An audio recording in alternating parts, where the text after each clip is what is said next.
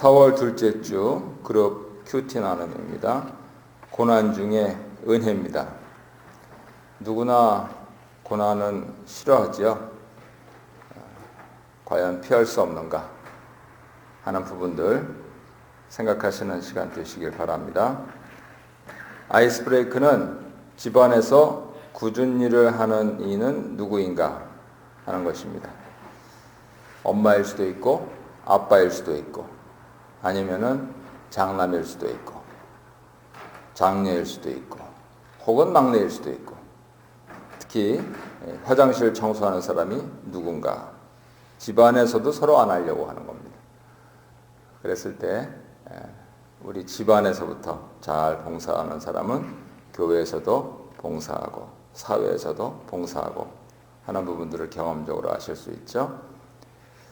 히브리서를 따라서 보면은 성문 밖에 주님과 동행하면서 은혜와 고난을 동시에 경험하면서 지치지 않고 하나님의 영원한 도성을 향하는 교회는 순례 공동체다 이렇게 정의할 수 있습니다. 우리 주님 사신 방식대로 주님 다시 오실 때까지 믿는 성도들은 주의 은혜 가운데서 주를 위해 다가오는 고난을 통과하고 승리하는 삶을 삽니다. 말씀과 나눠 보겠습니다. 사도 바울은 빌립보 성도들이 로마 백인대처럼 한 마음과 한 뜻으로 복음을 위해 협력하고, 이 현대에는 이게 잘 그림이 안 그려지는데요. 신본 순재병법 1번에 보면 제가 비디오 3분짜리를 넣어놨습니다.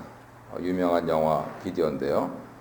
로마 백인대가 지금 한 마음과 한 뜻으로 협력한다 하는 게 뭘 뜻하는지 생사를 가르는 그 일선에서 어떻게 하는 건지 지금 사도 바울이 옥에 갇혀서 로마 병사들이 하는 것 보고 이 빌립보서 쓰고 있는 거거든요. 그러니까 그림이 어떤가 하는 부분들 찾아서 보시고요. 나 혼자 살고 나 혼자 죽는 게 아닙니다. 내가 잘나고 내가 못나면 다 죽습니다. 그래서 아주 엄한 군유를 가지고 한 마음과 한 뜻으로 내 방패로 나만 막는 게 아니고요. 내가 서 있는 줄을 막는 거고 내가 속한 백인대를 막는 겁니다. 대적하는 자를 두려워하거나 또 그러한 규율대로 살지 않으면 무너졌습니다. 그런 차원에서 협력하기를 요청하는 사도 바울은 대적자들을 두려워하지 말고 생활하기를 기대했습니다. 다른 말로는 하늘 시민답게 로마 백인대가 로마 시민권을 가지고 있다는 이유만으로 목숨을 바쳐서 싸우는데 하늘 시민답게 사십시오 라고 하는 그러한 의미입니다. 기준은 복음이죠. 저들은 시저를 위하여서 목숨을 내놓는데 우리는 예수 그리스도의 복음을 위하여서 우리의 붉은 깃발은 그리스도의 피 묻은 복음의 깃발이다 하는 부분들을 말씀을 하고 있는 것입니다. 사도는 복음에 합당한 삶을 첫 번째 복음 안에서 서로 하나가 되고 복음을 위해 서로 협력함으로써 이기적인 신앙을 경계하고 복음으로 인한 고난 가운데서 공동체의 연합과 동역을 강조합니다. 둘째, 대적하는 자들을 두려워하지 않는 것입니다. 예상치 못한 장애물로 인해서 허둥대면서 놀라서 뒤로 물러가거나 혹은 어떤 사람은 혼자 앞으로 튕겨져 나가는 상태가 되는데 이처럼 적재자들로 인해서 믿음을 저버리고 공동체에서 이탈하지 말라는 것입니다. 빌립보 교회가 온갖 유혹과 핍박 속에서 도피하거나 회피하지 않고 복음을 위해 당당히 서서 자기의 자리를 지키라고 하는 것이죠. 그림을 보시면은 공동체에서 이탈하면은 전부 죽는다 하는 부분들 아실 수가 있습니다. 2번 보겠습니다. 하나님이 우리에게 은혜를 주신 이유는 그리스도를 믿을 뿐만 아니고 그를 위해서 고난도 받기 위함이다. 성경은 이리 말씀합니다. 성도들에게 과연 고난은 불가피합니까? 예. 복음으로 악한 자를 맞서 생활하는 한 그렇습니다. 나아가서 더 복음적일수록 세상의 유혹과 핍박은 더 거세질 것입니다. 사도는 그것이 고난을 인내하면서 승리하는 삶이 바로 하늘 시민의 삶의 방식이라고 말하고 있습니다.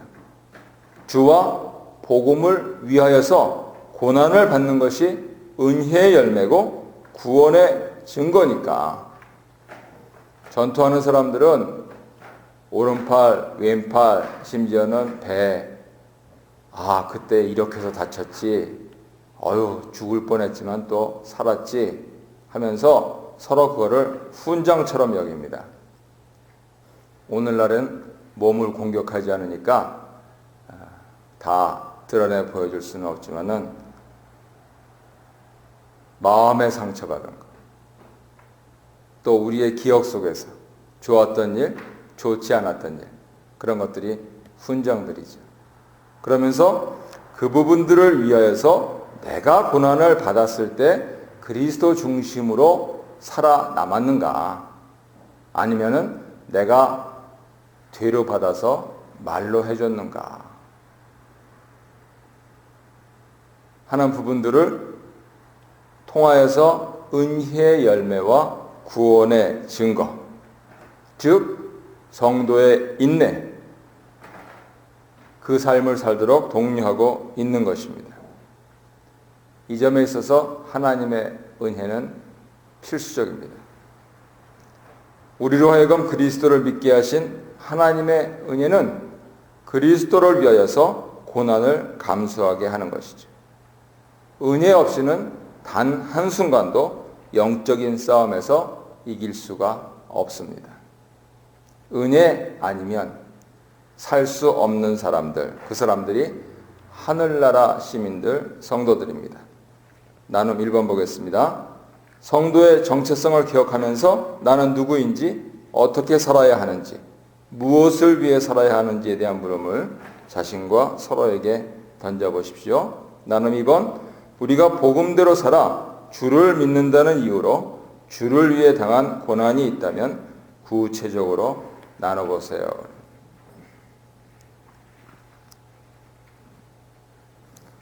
어제도 근처에 큰 교회 교인들이 우리 교인들 더 좋은 데 가서 신앙생활하자, 그렇게 데리고 간다 해서 좀 안타까워하고, 또 옮겨가서 우리 교인들끼리 서로 만나서 서로 멋쩍어 하고 하는 그런 얘기들을 잠깐 나눴는데요.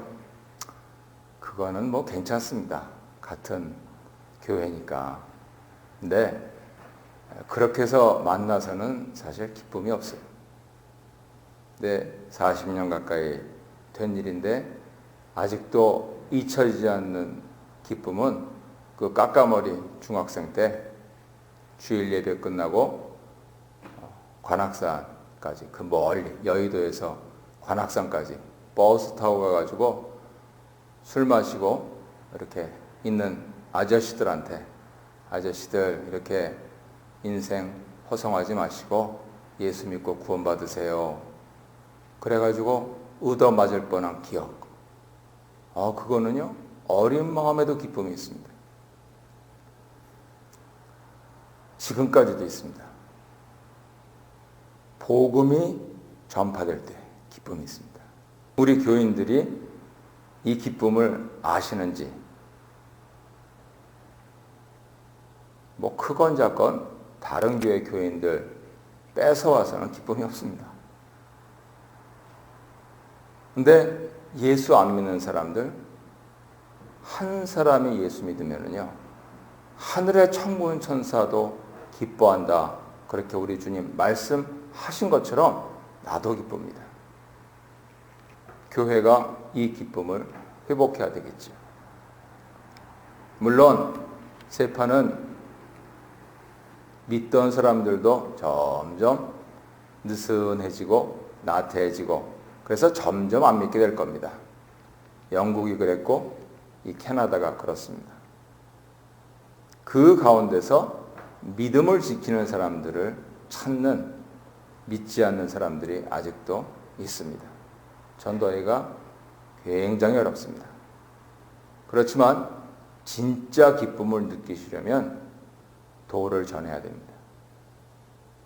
그거 없이는 교회가 살아남을 수가 없습니다.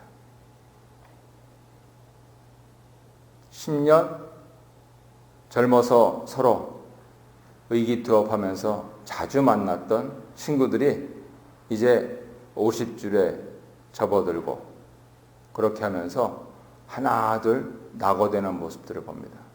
훌륭한 인재들인데 10년 사이의 사람들이 그렇게 변합니다. 10년? 2025년이면 이 토론토 캐나다 장로교는 놔두고 한인교계 지형이 어떻게 변할까?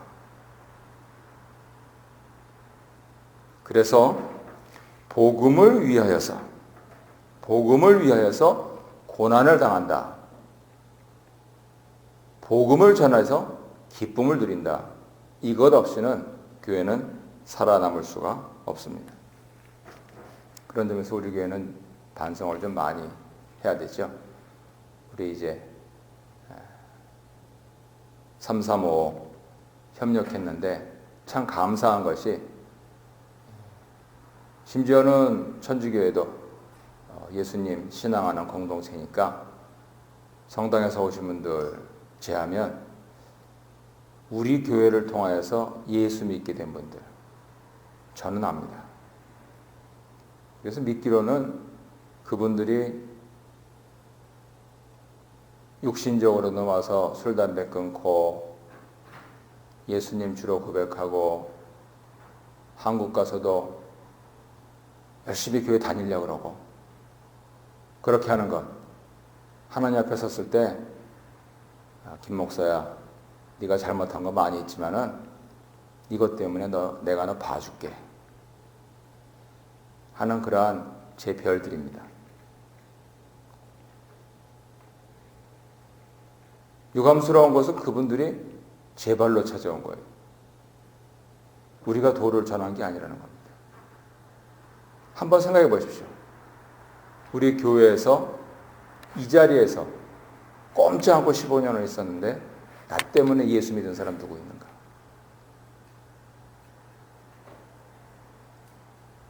어쩌면은 온전한 기쁨이 없는 것은 바로 그 때문입니다. 복음을 위해서 고난을 받지 않았습니다. 그래서 앞으로 10년, 15년, 아니 10년만 생각하더라도 우리가 그 고난을 받고 기쁨을 누리지 않으면 어떤 의미에서는 비전 없습니다.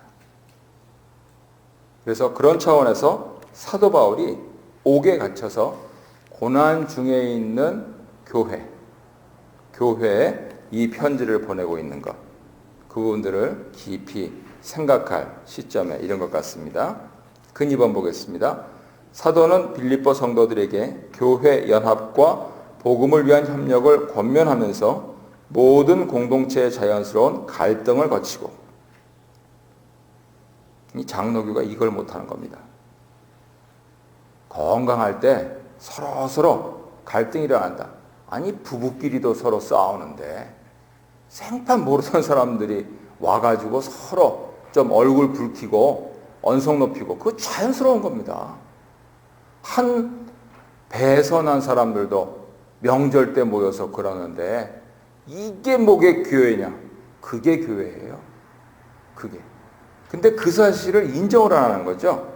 모든 공동체의 자연스러운 갈등을 거치고 분쟁을 극복하면서 복음 안에서 하나 된다. 복음 안에서 하나 되는 것이 갈등 없이는 되지 않는다는 거예요. 우리 옛 어른들도 그러지 않았습니까? 한번 깨진 자리, 그 옹이 생긴데 붙이면 그 자리는 안 깨진다고. 그래서 이러한 갈등에 대한 이해를 하면서 하나님께서 저 사람하고 연합하라고 하시나 보다. 이렇게 생각을 해야 될 텐데 네가 이기나 내가 이기나 한번 두고 보자. 이러니까 불편한 거예요. 서로. 그래서 아주 갈등은 자연스러운 것이다 하는 부분들을 잘 기억해야 되고요. 그렇게 해서 하나 될 수 있는 네 가지 요인이 있는데, 첫째, 그리스도 안의 권면. 권면은 권면인데 그리스도 안의 권면. 둘째, 사랑의 위로. 위로는 위로인데 사랑의 위로. 셋째, 교제. 교제는 교제인데 성령의 교제. 교제 가운데 최고봉은 무엇입니까? 서로 기도하며 교제하는 것입니다. 서로를 위해 기도하고. 어떤 분들이 왜 나이 든 사람하고 나이 안 든 사람들하고 서로 갈라놓느냐? 기도 제목이 달라요. 연세 드신 분들은 일단은 건강 위해서 서로 기도하셔야 되고, 또 장성한 자녀선들이 지금 겪고 있는 그러한 마음이 통하면 그 위기를 서로 하면서 해야 돼요. 젊은 사람들은 자라나고 그냥 걸어가면서도 머리가 깨지는 그 깐난쟁이들 위해서 기도해야 되고, 서로 기도 제목이 다르단 말이죠. 그것이 유유상종한 가운데 통하면 그때 비로소 남녀노소가 있는. 근데 이민교회의 한계는요, 이 말이 한국어 영어 때문에 그거는 천상 안 옵니다. 우리가 영어를 정말 더 열심히 하든가, 애들이 한국말을 알아듣든가, 그렇지 않으면 남녀노소 교회가 이게 태생적으로 그 한계가 있는 거예요.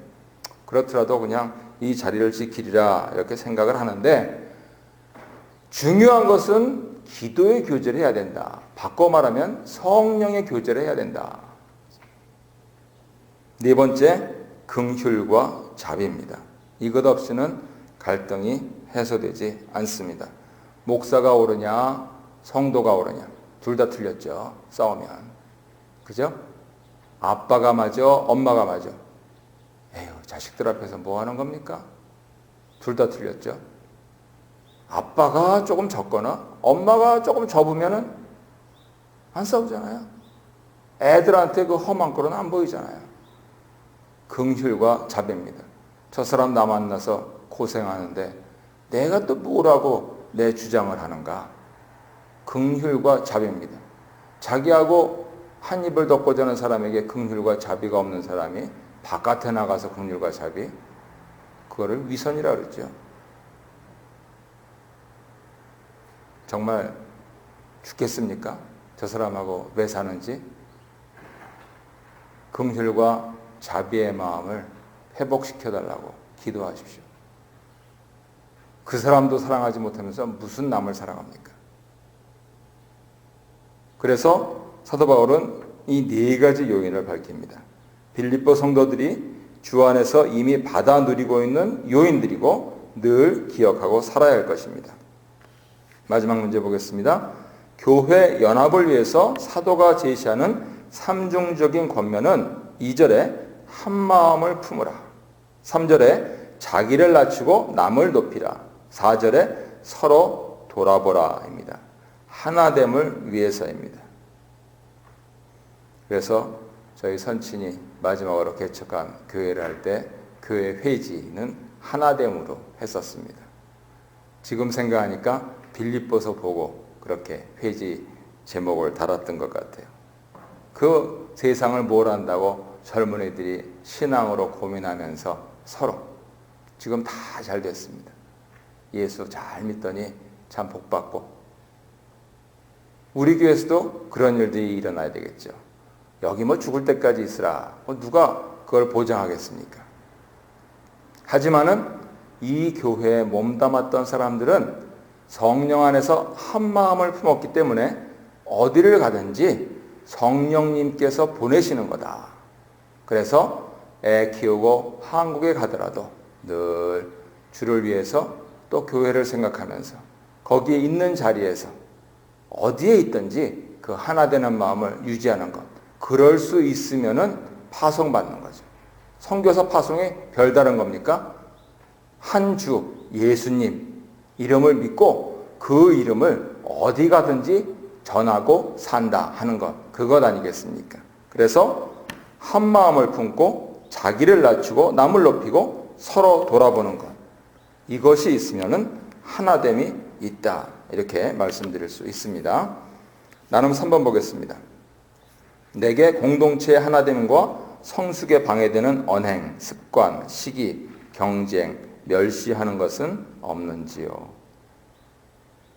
연세가 드실수록 점점 없어지셔야 되겠죠. 물론 노욕은 생깁니다. 좀 맛있는 거 드시고 싶기도 하고 재미난 거 보고 싶기도 하고 또 하나님 부르시기 전에 또 다른 데 좋은 데 가보고 싶기도 하고, 그렇지만 적어도 다른 사람에 대해서는 언행, 습관, 마음속에서 이러한 부분들은 내려져야지 성도라고 할 수 있을 것입니다. 함께 기도하시겠습니다. 복음이 조롱받는 이 시대에 고난을 두려워하지 않고 복음에 합당한 삶을 살아서 복음의 영광을 나타내게 하소서. 복음대로 사는 성도의 삶을 진지하게 고민하면서 실천하게 하소서. 우리 교회 좋은 교회 되게 하소서. 함께 기도하시고 계속해서 개인 기도하시겠습니다. 기도드리겠습니다.